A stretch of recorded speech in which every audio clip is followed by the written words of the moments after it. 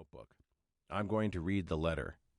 I think you should find out what your mental health coverage is.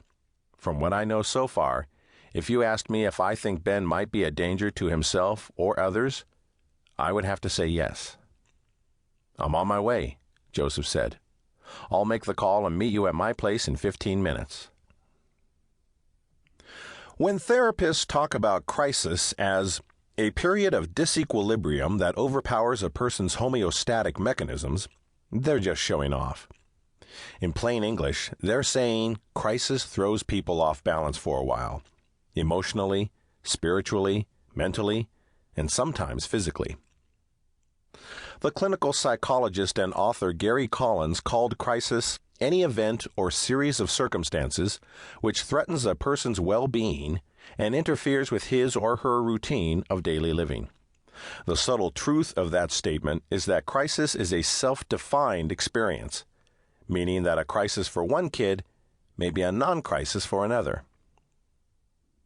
Think about that for a moment, and you'll see it can't be any other way. Like every painful experience, crisis must be endured firsthand. Perhaps you've been asked by a healthcare professional to rate the intensity of your pain on a scale of 1 to 10, where 10 equals the most pain you ever experienced. Get 5 mothers talking about childbirth, and one may rate the pain of delivery as a 10, while another rates it a 6. Which is it? Well, for the first person delivering a baby compares with the most painful events in her life, it's a 10. The second woman either had a relatively less painful delivery or experienced some other even more intense pain somewhere along the line. Each is describing her own experience of pain, which is all any of us can do because there's no absolute objective scale for mental, physical, emotional, or spiritual pain. This is why crisis is difficult to predict, but not difficult to spot. Crisis can be brought on by anything, where anything means any event or series of circumstances that threatens a person's well-being. What's more, circumstances that once overwhelmed a person might be more endurable on a later occasion because she is in a different space, and the opposite is also true. This means nobody gets to vote on the validity of another person's crisis. A parent does a great disservice if he dismisses an adolescent's crisis because it wouldn't rise to the same level for him.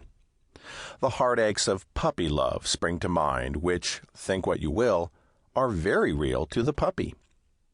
Parents who take their kids' heartbreak too lightly are not only rude, they also may endanger the well-being of the children they love.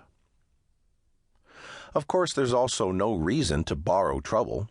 It's not a parent's responsibility to anticipate that something will be a crisis in the future just because a similar experience precipitated crisis in the past. Kids grow and change. Parents ought to let them, as if we had any choice.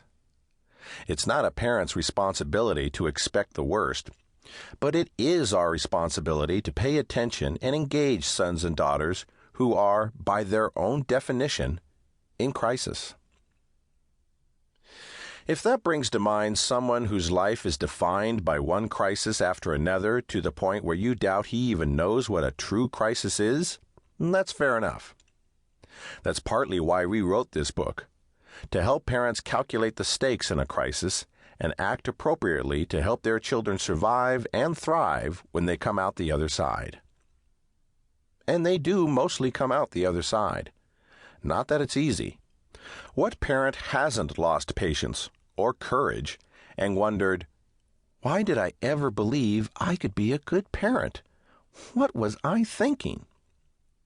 If you truly engage your kid in crisis, there's a decent chance you'll experience wide-ranging emotions. With any luck, they won't all land at once. Compassion. I hate seeing my child in pain. What can I do to help? Fear. My child could die. I'm not prepared to handle this. Resentment. Does he think he's the only one who ever faced this? How selfish. Impatience. How long is this going to drag on? Why doesn't she do something to change her situation?